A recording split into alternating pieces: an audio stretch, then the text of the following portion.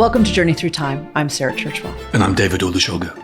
Now, David, I'm going to read a very, very short article that appeared in the New York Times on December 21st, 1924.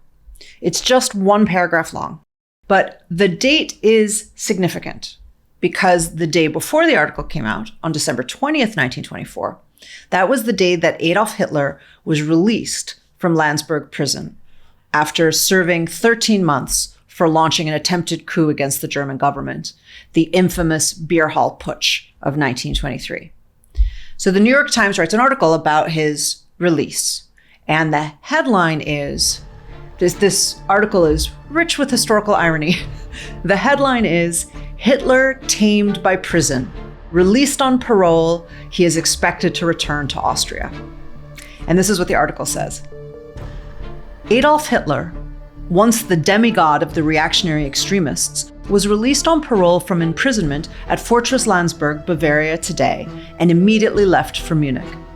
He looked a much sadder and wiser man today than last spring, when he, with Ludendorff and other radical extremists, appeared before a Munich court charged with conspiracy to overthrow the government.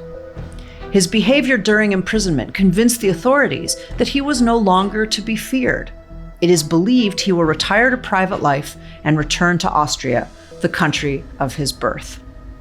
So Hitler's going to retire to private life, David, in 1924, and it's all going to be fine. Imagine if he had, right? So to us today, obviously, who know what happened in the next decade when the Nazis came to power, it sounds incredibly naive. Yeah, it's an alternative universe. Yeah, counterfactual. Yeah. If only it were so. A better 20th century. Only he had retired to private life in Austria.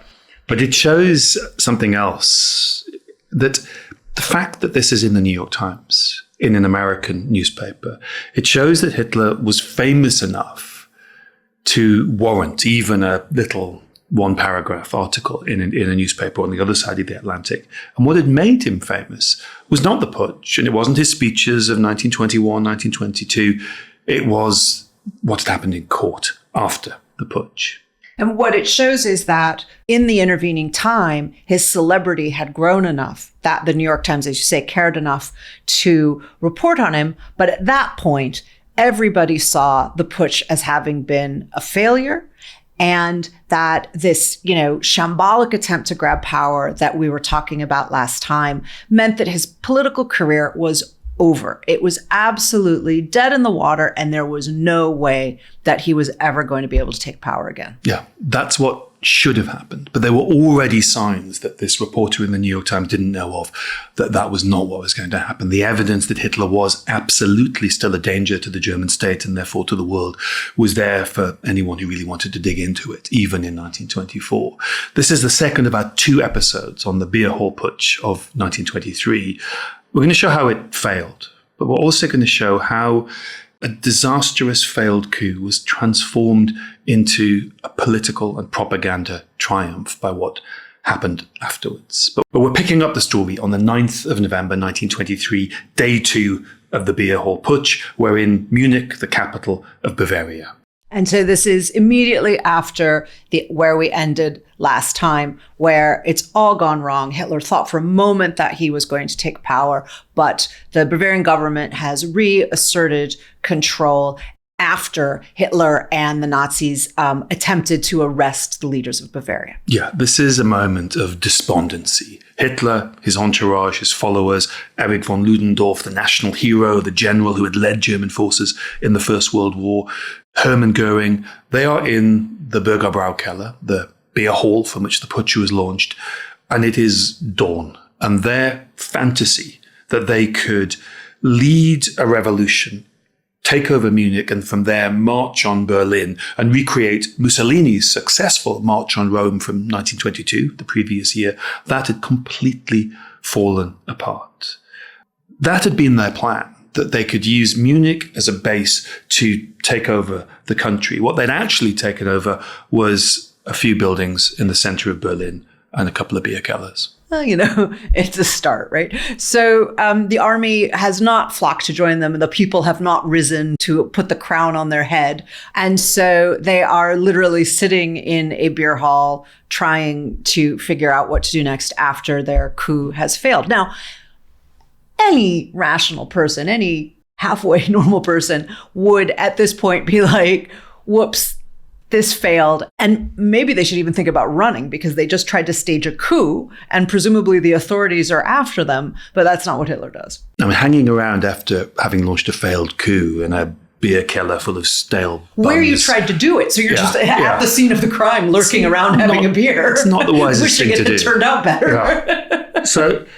But because of that kind of crazy fanatical self-belief or delusion or whatever we want to call it, that's not what Hitler does. Ludendorff and Hitler, some accounts say Ludendorff just came up with the idea, some accounts say Hitler, they decide to march to the center of Munich towards the army headquarters. It's kind of vague as to whether it's a military maneuver or whether it's a sort of campaigning march, but they still have a slight belief that the site of the Nazis, the SA, the stormtroopers, being led by Erich von Ludendorff, the great hero of the German army in the First World War, that will inspire people. And they will still, even at this point, flock to the colors, that they will join the putsch and they will overwhelm the forces opposing them.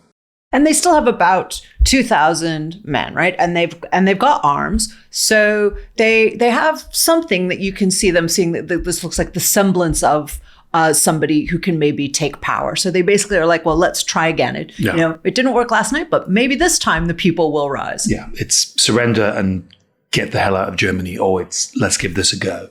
They begin their march, 2,000 of them, as you said, heavily armed about midday on the 9th of November. Some reports say that they did get some cheers and supports from some of the Munich residents as they passed on the streets. Remember, this is a party that has gone from 8,000 members at the beginning of 1923 to 55,000 members at this point in November 1923. So they do have support. But other reports say people mocked them.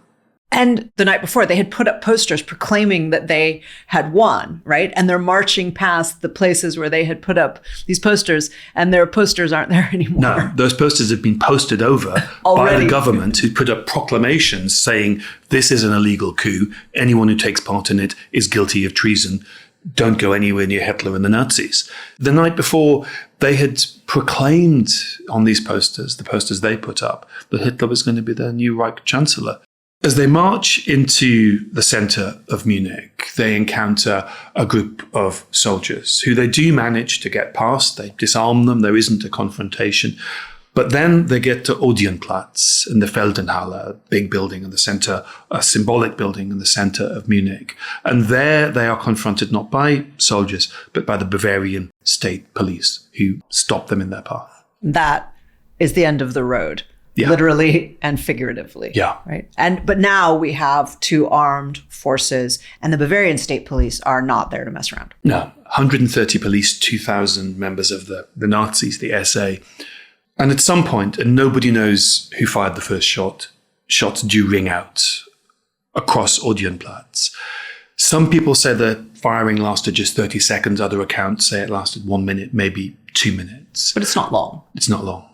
In this firefight, 15 members of the Nazis are killed. One bystander is also killed. 4 policemen are killed. Hermann Göring, the future leader of the Luftwaffe, is shot in the leg. The man standing beside Hitler is killed, shot through the lung, killed outright. Hitler has his arm dislocated, either when he was dragged to the ground by the man dying beside him, or when he threw himself to the ground. It's over really, really quickly. Ludendorff is arrested, Röhm is arrested, Hitler manages to flee the scene. And then you suddenly have this empty Odeonplatz, a place where there'd been literally 2,000 Nazis minutes ago. It is over in a minute. And now Hitler is a fugitive from the law. And again, at this point, people are dead, but it is still a farcical collapse of the grandiose plans and dreams and wishes. And it still might be funny, except that now people are dying and we're starting to see that the consequences are going to be tragic. It was a disaster before they left the Bürgerbaukeller, but they've now managed to drag defeat from the jaws of defeat. They've made it so much worse. Now 4 policemen have been killed. Their coup is no longer a bloodless coup, and they are fugitives from the law. Hitler had been declared on posters the Nazis had put up across Munich the night before, hours before, to be the new Reich Chancellor, the Prime Minister of Germany. He's now on the run. And he goes to hide with his American friend, doesn't he? He's driven out of Munich. Some reports say that the car that they're driving breaks down. He ends up at the country home of one of his key supporters, Ernst Hanfstengel, who is a German-American, a graduate of Harvard, a key figure in linking the early Nazi party to the elite of Munich. And here Hitler tries to hide out. He, again, talks of suicide. There are accounts that historians aren't quite sure about, that he places a gun to his head and is talked out of it by Ernst Hanfstengel's wife, Helena. Now, the irony, of course, is Hitler would die in exactly this way, by shooting himself in the bunker 12 years later. Yeah, another moment where history would have been better off if, there aren't very many individuals in history about whom one can say with certainty that it would have been better if they had died than if they had decided to take their own lives, but without any question. That's the case. It would have been better if he had pulled the trigger that day, but that isn't what happened. Instead, he hung out for a few days and then the police found him. He's arrested on November the 11th, on Armistice Day, the anniversary of the end of the First World War. Yeah. He is apparently arrested wearing a dressing gown, and he is taken to Landsberg Castle, which is a very modern prison just 40 miles outside of Munich. And that's the end of the Beer Hall Putsch. So it has ended in disaster. He's in prison. The Nazi party has been outlawed, and conditions are starting to stabilize. Yeah. The putsch is a product of the conditions in Germany in 1923. The rise of the Nazi party, going from 8,000 members to 55,000 members in a few months, was a product of the hyperinflation, the French and Belgian invasion of the Ruhr in the beginning of 1923. The chaos that Hitler had ridden to influence in 1923, that had led him to believe that the putsch was possible, that all begins to fade away. At the end of 1923. The year ends, as you say, with the Nazi party outlawed and Hitler in prison. The inflation crisis, the hyperinflation of banknotes of billions of marks, that begins to stabilize as the markets are brought under control. And how did they do that? Well, there is the American plan, the Dawes plan, a new payment plan for Germany's war reparations to allow Germany time to rebuild its economy, to stabilize the currency, and to pay back the reparations at a more realistic rate. Yeah, exactly. Yeah. In some ways, what's happened is that the French who had driven this invasion of the Ruhr, who had driven under Poincaré, their prime minister, Raymond Poincaré, had driven this very aggressive attitude towards Germany.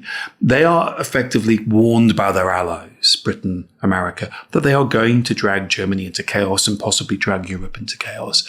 It's backfiring. Yeah. And you have to understand, Poincaré, the French prime minister, he was from the border between Germany and France. His family home had been occupied by German soldiers after the Franco-Prussian War, the War of German Unification in the 1870s. Germany had occupied parts of France to make France pay reparations to Germany. So he is now Prime Minister of France. He had put the kind of boots on Germany's neck. He is dragged away from that extremely hardline position. And as the financial conditions, as the market conditions, as the currency stabilizes, support for the far right and indeed the far left decreases, even in conservative Bavaria. So as the economy stabilizes, so do the politics. People settle down and the crisis just starts to subside. Yeah, this is why this should have been the end of Hitler. His party is outlawed. He is in prison, charged with high treason, an incredibly serious offense. And the economic conditions that had brought people to the Nazi party were slowly fading. He was yesterday's man. Mm. And people saw him very much that way at the time, didn't they? I mean, the great novelist Stefan Zweig, who was writing later about this moment, but said that at that time, people saw the Nazis as just completely broken. This is a wonderful quote where he says, "In this year, 1923, the swastikas and stormtroops disappeared, and the name of Adolf Hitler fell back almost into oblivion. Nobody thought of him any longer as a possible in terms of power." It's a beautiful sentiment but a great description of a moment when it was over. Would that it were so, right? But it's not the last time in history, or even in recent history, when a demagogue appears to look finished, only to make a comeback. Yeah. And, Hitler, in that moment after his arrest, probably agreed with that sentiment. He fell into a profound depression. He felt defeated. He said it was all over. He yet again, as he seemed to every 10 minutes, talked about suicide. But at some point, he begins to recover.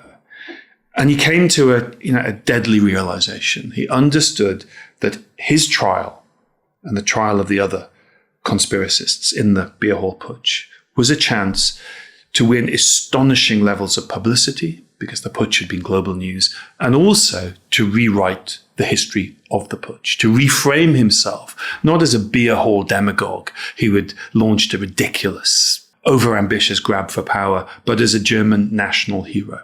Well, he sees that the trial, that any courtroom is a public stage, and that's all he ever needed, right? We were talking last time about how he saw himself as the drummer.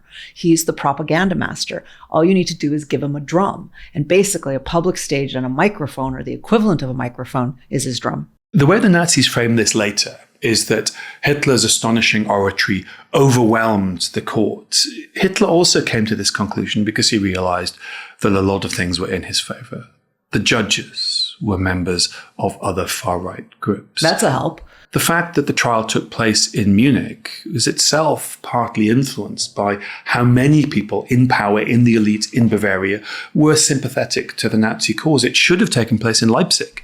It takes place in Munich because there are a lot of people who think Hitler may have been misguided, but his views, his still hatred, sympathetic to his position. His anti-democratic view, his belief that the Treaty of Versailles was illegitimate, that the government that had signed that treaty should be deposed, that the Jews and the Marxists had betrayed Germany. There's so much support for that position that Hitler understands he's going to be given the platform to use his oratory. It's not that his oratory overwhelmed a fair trial, it's that the trial was never fair. And so that's exactly the position he's going to take, right? So he's going to go there and insist that actually right was on his side, that he was in the right all along. Yeah. And if you believe the post-1933 version, the version that the Nazis put forward when they come to power, the version of the trial that Hitler describes in his own propaganda and in Mein Kampf, you would think that he was taking these terrible risks, that he was an incredibly high-stakes poker game. He knows he's got support, and so he can take the biggest risk of all, which is he doesn't deny the charge of high treason. He says, yes, I tried to bring down the government. But he presents himself as a nationalist, patriotic hero who is fighting against what he sees as an illegitimate government, the democratic government of Weimar Germany based in Berlin. So he flips the script, right? And he says, yeah, I did it, but I was right. And actually, I'm the patriot here, and the rest of you are wrong. So because he frames himself as the true patriot in the story, he can turn himself into the hero of this moment of political theater that he's about to stage. Exactly. His argument, in a nutshell, is this, that the signing of the Versailles Treaty by the government that had emerged after the First World War, a democratic government, that was the real crime. And that any attempt to depose what was an illegal government in his view, an illegitimate government, could not really be a crime. That the greater criminals were what he called the November criminals, the German politicians who'd brought the First World War to an end by signing a peace treaty.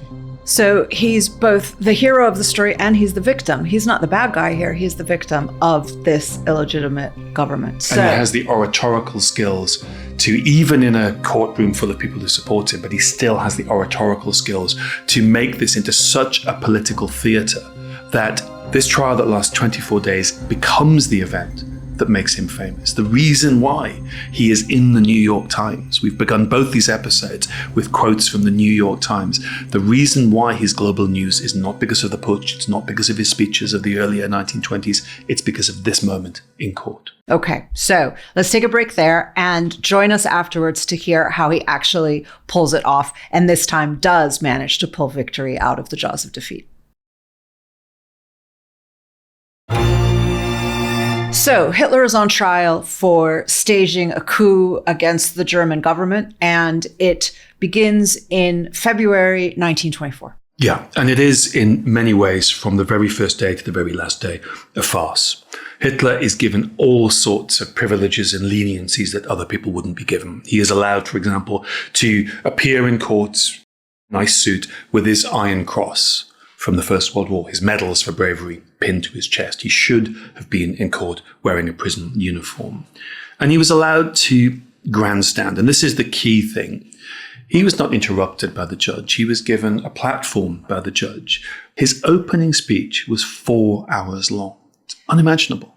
And this is actually one of the moments, isn't it, David, when history learns about the danger of giving oxygen to publicity seekers, especially people like Hitler who know exactly how to use it. Oxygen fanned the flames. That's what they give. They give him 4 hours of oxygen. Yeah. 24-day trial in which he is not only allowed to give long speeches, he is allowed to cross-examine other witnesses. This is a moment in which what they do is unbelievably dangerous. They give one of the greatest orators of all time, no matter what we think of his message, he delivered it in a way that was uniquely powerful. They give him a pulpit in which he is allowed to speak for hours. He is allowed to dominate the pretty much proceedings. At will. Yeah. The prosecution fall into his hands. At one point, von Losser, who's the head of the army in Bavaria, he's also been involved in conspiring against the Berlin government. He tries to mock Hitler and says, you think you're the new Mussolini. Well, the idea of Hitler as the new Mussolini is then in the newspapers. The trial is incredibly well reported. It is a kind of great media story. It is this incredibly eloquent demagogue, this man who should be defeated, this man who's just attempted to seize power in this farcical coup, running rings around the prosecution for week after week after week. And it's reported not just in Germany, it is reported across the world. Hitler was not a well-known figure outside of Bavaria until this trial. The trial is what makes him a national political figure. And of course, they're looking for calling him Germany's Mussolini obviously gives him various kinds of credibility, but given that Mussolini has just taken power, it also means that for observers from outside, they are thinking, is this guy actually the next Mussolini? Because Mussolini it plants the idea. And so it gives legitimacy, but it also makes it more important because you start to see it looking like a movement in Europe, which of course it would become, but it becomes a little bit of a self-fulfilling prophecy. It starts to make it a political movement by saying, well, actually this movement might be growing. It's not only in Italy, but it's in Germany. And thanks to this kind of newspaper coverage, he basically goes almost overnight, right, from a regional crank to an international politician. It's a bit like, when people retweet, when someone says something outrageous and people retweet it thinking they're condemning it, when what they're really doing is spreading those ideas. Yeah. I mean, this trial should have been the end of his political career. It should have been the end of his liberty. In some ways, it's the launching of his career. Yeah, well, it fanned the flames, as we're saying. Now, one of the things that's interesting about the trial is in the way that we're talking about it, it might make us think that he got completely off, that they acquitted him, but that's not what happened. Some of the judges did want to acquit him. Altogether. Even though, he's guilty as hell. Yeah, right? And his co-conspirator, Erich von Ludendorff, the war hero, was acquitted. And not only was he guilty, he confessed. He said yes. Yeah. He pleaded guilty to high treason, and they still want to acquit him. Yeah. Just remind everyone, the sentence for the crime of high treason is life imprisonment. And Hitler gets 5 years. A 5-year sentence minus the 4 months between his arrest and the start of the trial. And he's eligible for parole after just 6 months. So instead of a life sentence, he is eligible for release in 6 months' time. And, we've been talking about the newspaper coverage, but newspapers across the world were absolutely shocked at this verdict. Yeah, they were absolutely outraged. Appalled. Yeah. And you can see that in the British press, in the American press, as well as the German press, that this is widely recognized as a corruption of justice. And we know what's going to happen in 10 years' time when Hitler comes to power. But even forgetting that, because of course people at the time don't know that, even on its own terms, this is an appalling miscarriage of justice. 4 Munich policemen had been killed in the putsch. A bystander had been killed in the putsch. And the Nazis at one point had carried out a raid on a printing press, printing money, and stolen billions of German marks and used it to pay themselves their wages. But it's also, all of those things, as you say, are reason enough why they should have locked him away and thrown away the key. But also, it was an attempted coup. And so one of the things also, that this story shows is how important it is to actually punish people who try to overthrow the government if you don't want them to come back and overthrow your government, because they've announced their intentions and that's what they're going to do, right? So if you don't prosecute people who attempt a coup as a state, who are you going to prosecute? Yeah. And in some ways, what happened on the night of the coup, the 8th and the 9th of November 1923, was a democracy defending itself. The authorities acted. The police, the state, the army stayed loyal to the democracy and put down the coup. What happened in the court was the opposite, was the judiciary, the systems that should also have defended the democracy and punished those who had threatened it. They hand out a sentence that's widely seen as a joke. And so it's the judiciary that, because of the sympathies of a far-right judge in particular, they make the decision, actually, it's not only a question about not upholding the system, right? They decide not to uphold the law and to apply the law preferentially. That's exactly right. That's the distinction. It's not just defending the democracy. It's bypassing proper legal standards in the process. Yeah. No, you're absolutely right. And so Hitler is treated with special rules all the way through this. He is treated in a way that nobody else in his society would have been treated. And they, for whatever reason, decide that he's going to get a free pass. Yeah. Anybody else and many other people who had attempted similar things were convicted. It's not as if they were letting everybody else off. No, there's no shortage of attempted coups and successful revolutions in Germany and German states between 1919 and 1924. It's just the people in those coups are either killed or they're imprisoned. It's not just the term of the sentence that is lenient. The conditions of the sentence are lenient. Most people who are in Landsberg prison, which is where Hitler had been and where he is sent to serve the rest of his sentence, are sharing rooms with several other inmates. Hitler is given a room to himself. It's more like a hotel suite than a prison cell.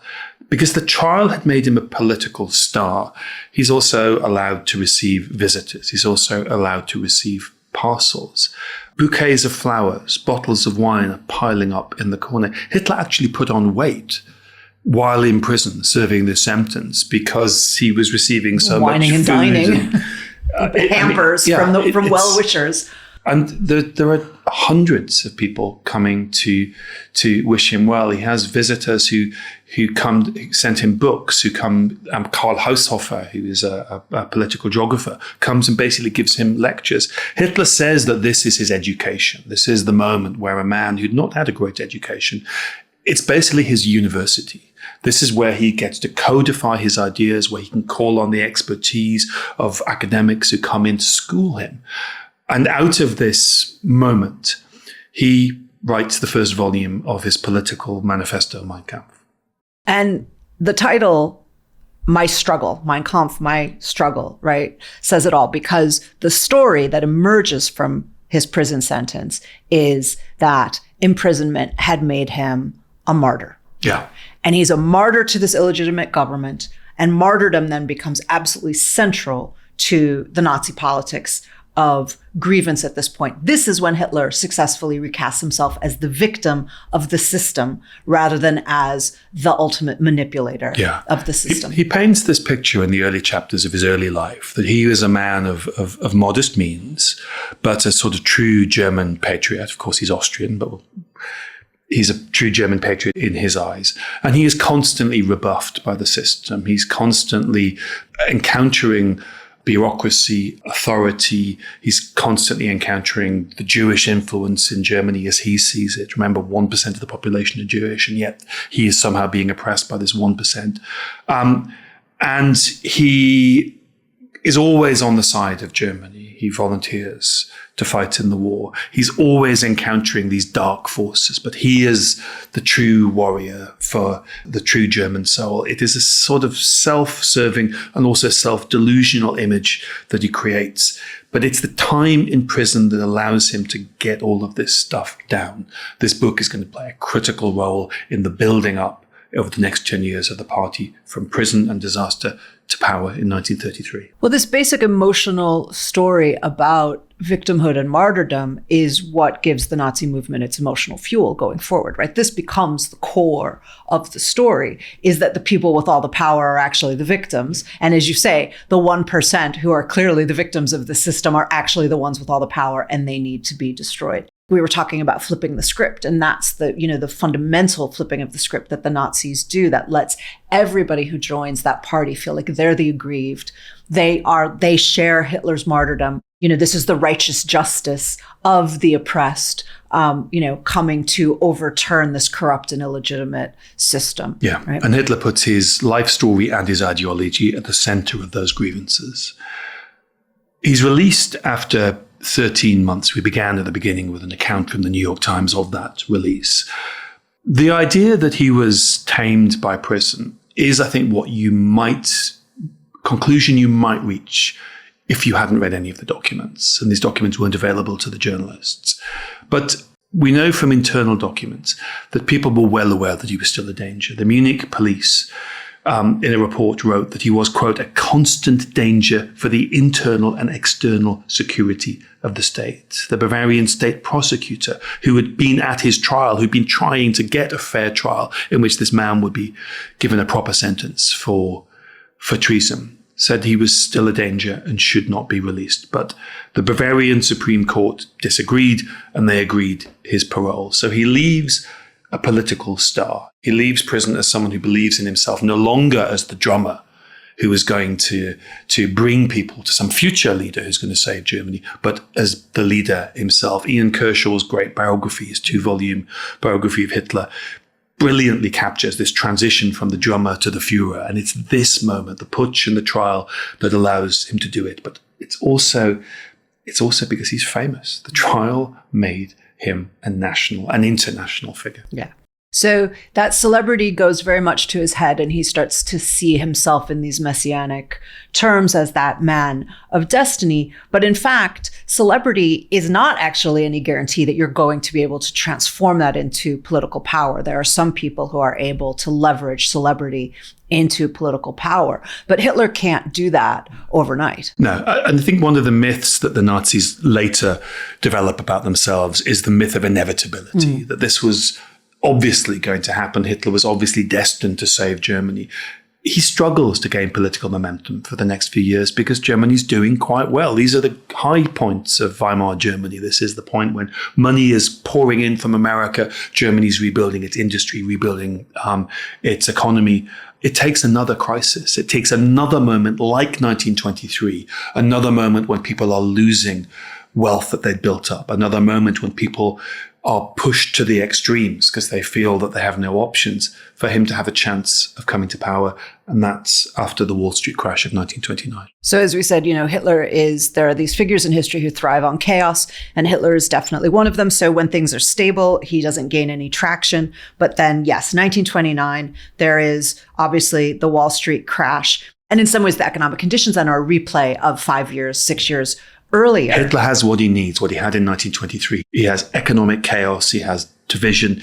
He can only progress at a time when people are willing to listen to a message as extreme as his. When things are going well, people aren't interested. People are tuning out, right? But he has learned some lessons because he's not going to try another coup this time. He's going to take a different route to power.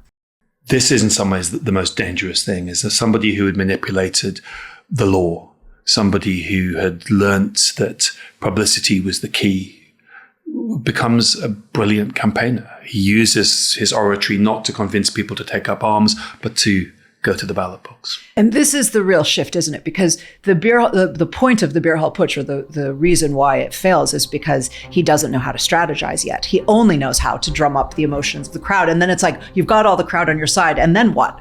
And then he doesn't know what the next step is. He doesn't know what to do. But over that 6-year period is when he learns to become a campaigner. And that is when the raw talent and ability of, his, as we're saying, his oratorical power suddenly matches somebody who understands what he can start to do with it.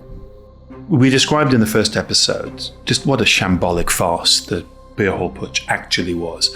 When the Nazis do come to power in January 1933, one of the many things that they do rather quickly is they rewrite the history of what had happened in Munich in 23. Now, Hitler had already started the rewriting in Mein Kampf, but they really go for it when they're in power, and they have the power of the state behind them. Well, a shambolic farce isn't the origin story that you want, right? So you need something more romantic and heroic than that. And that's the key phrase, Sarah. They start saying, this is our origin moment. Yeah. And I use that phrase because it's a Genesis myth, right? Yeah. And so because the Nazis, of course, are going to use mythology. Fascism relies on mythology rather than history, right? Because mythology lets you strip out the failure that history shouldn't let you strip out, and transform it into that heroism. And that's exactly what they do. So it becomes a heroic failure rather than a shambolic, laughable failure. A noble lost cause, as another country might call it. So every year, the Nazis restage what had happened in Munich in 23. Hitler goes back to the Bürgerbraukeller and speaks to the old members, the early party members, some of the people who had been in Munich in 1923. The graves of the SA, the stormtroopers who'd been killed in the Odeonplatz in Munich, are exhumed, and a tomb is built for them, erected for them right there. It is permanently under army guard. It has swastikas and flames. It is classic kind of Nazi kitsch. It's hideous. But their rituals are performed. They reenact the march through the streets of Munich, but this time with great solemnity. That day, the 9th of November, becomes the key date in what becomes a whole calendar of Nazi ceremonies and rituals. And in fact, that's a date that many people will remember, not because of the Beer Hall Putsch, but because of something much more terrible that the Nazis did later. Yeah. In 1938, Kristallnacht, the infamous wave of attacks against Jewish Germans and their businesses and their homes, in which at least 90 people were killed, that began on the 9th of November. Hitler was actually at a dinner celebrating the anniversary of the putsch when the orders to unleash the stormtroopers, the SA, against Germany's Jewish population were given. This day in the calendar was given this infrastructure of monuments in Munich itself, and a whole kind of cult is the word. I mean, there is a cultish element to this. I mean, the weirdest part of it is the blood flag. Two of the SA soldiers who'd been killed, when they'd fallen to the ground, their blood had gone onto a Nazi flag. We don't quite understand the movements of this flag, but Hitler came into possession of it after he came out of Landsberg prison. And it became the center of some really strange, really weird ceremonies. If you watch Leni Riefenstahl, the great filmmaker who's worked as a propagandist for the Nazis, there's a moment, I think it's in The Triumph of Will, where you see this blood ceremony where Hitler takes this sacred flag stained in the blood of the Nazi martyrs, and he touches these other Nazi banners from other Nazi organizations. And this touching of these flags somehow kind of passes the kind of magic from one to the other. It's some sort of transfiguration.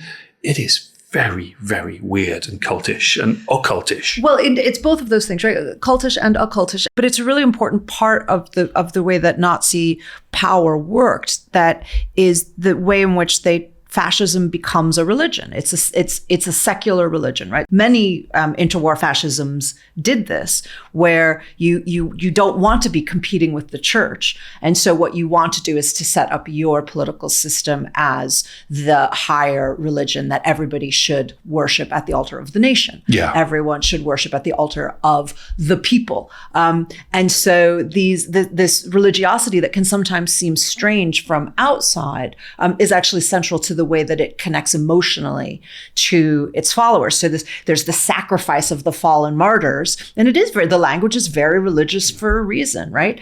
And these are relics, and you clutch the relics, and then the power mysteriously, as you say, kind of, transfigures you, and then you can go on your holy crusade, right? Yeah. And that's how all of the emotion of it and the psychology of it works. Yeah, and a lot of that cultish pantomime is focused on what happened in the Beer Hall Putsch, and the aim is to rewrite history, is to say this was a great solemn moment in which these men weren't a rabble trying to bring down a government. They were martyrs for this holy, sacred cause. And it brings us back to the way this history is rewritten. It brings us back to the fact that it needs to be rewritten because it should have been the death of this party. We began this first episode with an article from the New York Times from 1933 that looked back to 1923 and said this is the moment when the party was dead. Yeah, all of the lessons that were clear to people as they were watching, clear to observers at the time, were ignored, right? They could work out the reason that the trial had turned into a political circus. People commented it on at the time. It wasn't as if it's only hindsight that has revealed this. And they were appalled at how lenient the sentence was. Obviously, that gave permission to him and to his followers, and that he was released so soon. And that's all because, as we said earlier, the people who were in the positions of power at the time did not apply the same set of rules to him that they applied to everybody else. He got special treatment. Yeah. And it's disturbing reading this because, I've been reading about the formation of the Nazi Party, its ideology, for my whole career. My first book is about the links between the ideology of the German Empire in Africa and Nazi racial theory and other aspects of the early party. It's the first time I've done a lot of thinking about the Nazis since we've had this kind of wave of authoritarianism around the world. And it feels different to read this story that's laden with warnings, what to do, what not to do, how democracies can or cannot defend themselves. When I read this when I was a kid, this all felt, almost literally academic. Ancient history. Yeah, these were warnings from history. But there were warnings that it felt like we almost instinctively heeded. Doesn't feel like that anymore. Well, and it's that we can now see and it certainly is now with the benefit of hindsight, the warnings that we were ignoring. Like, don't let certain people play by special rules. Make sure that the rules are applied equally, even to celebrities and rich people and game show hosts, for example, to use a random example out of history, right? If somebody launches a coup, put them in prison and keep them there for a while, some of the basic lessons. But also all of the lessons about how fascism took root in fertile soil and everybody kept saying it can't happen, it won't happen. He's a clown. Yeah. He's a joke. He had this farcical coup. Nothing's going to happen. Don't worry about it. And then a sympathetic judge and a lenient sentence and somebody who's very good at manipulating the masses, and the picture shifts dramatically. Because it absolutely should have been the end in 1923. And in some ways, 23 is a success and a failure for the democratic Weimar Germany, because the coup is put down. The authorities, the army, the police do act in the way that they are supposed to. The trial is very different. But this is a moment when Hitler cannot get the support of the army and of the police. In 1933, he does. The Beer Hall Putsch is doomed because the army and the police will not support it, because the state, because there's not enough people who are willing to sacrifice democracy in the name of this ideology.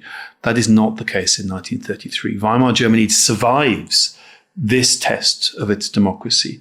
It doesn't survive the test that comes about 10 years later. So it's a success in a small way, but it should have been a decisive strike against this, this poison from within. Yeah, but they let certain stories take hold, didn't they? So first of all, there's the weaponizing of loss that we've been talking about, right? What should have been a failure got weaponized and then mythologized and turned into this eventual moment of success. But it's an instance of a wider strategy, right? Which is just, if you repeat the lies often enough, they will replace reality. Yeah, and if you replace history with mythology, the idea of the stab in the back, that Germany wasn't defeated in 1918, was a myth. The inspiration for the putsch, the march on Rome by Mussolini in 1922, was a myth. The truth is much less glamorous. The putsch itself becomes a myth. In some ways, this is about the power of history. If you replace history with myth, you open the doors to almost anything. And one of the things you open the door to is the explosion of conspiracy theories, and conspiracy theories that can reinforce that sense of martyrdom that we were talking about as well. These claims of political persecution, they're out to get you. The people in charge are out to get you. The secret people in power are out to get you. And that the structures of power that appear to be in front of you, like this guy tried to commit a coup, the reality that is clear to everybody is not really the truth. There's a secret reality behind it. And that's what this political system is. If you follow these people, you'll see the truth behind it. In Hitler's case, it's saying, he's the true patriot who was fighting to overturn an illegitimate government. And of course, there was an attempted coup in my country 4 years ago, where the story was that there had been an election stolen, a rigged election, and that therefore it was an illegitimate government that they were marching to overturn. It was the same story, right? So it's interesting because you say that you hadn't looked back at this stuff until now in the rise of authoritarianism, but as you know, of course, I have been. I've been trying to wean myself off this. I've been reading about the Nazis too much. It's not very cheerful. What I've been looking at are the histories of the interwar fascist movements in the United States at the same time as we've been talking about today, because there were fascist movements in the 20s and 30s in the US who called themselves fascists. Like, this isn't, hindsight or anything. And looking at how they created certain kinds of pathways and genealogies and forecastings of what was going to come. And so much of it is the same tactic. But a lot of it is about this us versus them politics within, the enemy within, and saying that and delegitimizing your political opponents and saying the people who oppose us are existentially illegitimate and they need to be rooted out of the country. And all of those sorts of energies and stories and mythologies and conspiracy theories, those are getting replicated. They are. I think the other thing that it makes me think about is one of the reasons why the Beer Hall Putsch failed was because conservative politicians supported the democracy. They may have had ideological sympathies with some of the ideas of National Socialism, but they put the health of democracy ahead. And in some ways, the most important people at a moment of authoritarianism are centrist, conservative, center-right conservative politicians. It's what they do that's in some ways the most important, almost very often the decisive thing. They have the choice whether they are actually going to create a coalition with the people on the far right and therefore create a coalition with extremism, or whether they're going to create a collaboration across the aisle with their normal political opponents, but recognize that they are united on the side of democracy and against extremism. And historically, certainly in the instances that we're talking about right now, it has tended to be the conservatives creating that common cause with the far right rather than with the center left. And that's always an option. One of the other things that the story, reminds us is that would-be dictators don't always look like would-be dictators. And that there's a tremendous danger in assuming that they're too ridiculous to succeed. And, people said that not only that Hitler was, foolish and ridiculous, but Mussolini, everybody thought, was a clown. And the chaos and comedy of the Beer Hall Putsch, the farcical nature that we've been talking about, also contributed to Hitler's being underestimated. Yeah. Well, this is the problem we've had discussing this, is that it is it is at times laughable. And when you find yourself laughing, you think, well, but we know what happens. We know where this leads. But it is ridiculous. But in some ways, its preposterousness is part of its power. Yeah.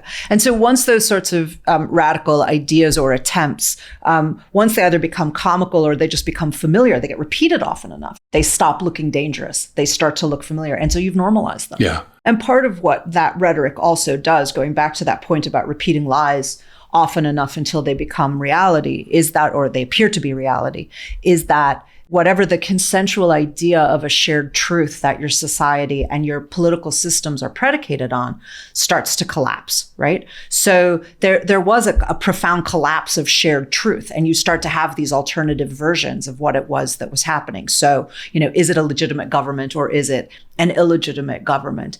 And that breakdown of authority is not just a breakdown of legal or political authority. It's a breakdown of factual authority. And that, as we all know, is very much what we're seeing today as well, with social media echo chambers and disinformation everywhere, the vanishing of local news. All of these things are really important contributing factors to this lost sense of factual authority. So I think that's it for us this week on Journey Through Time, but thanks very much for joining us. Sarah, thank you very much. And thank you for listening.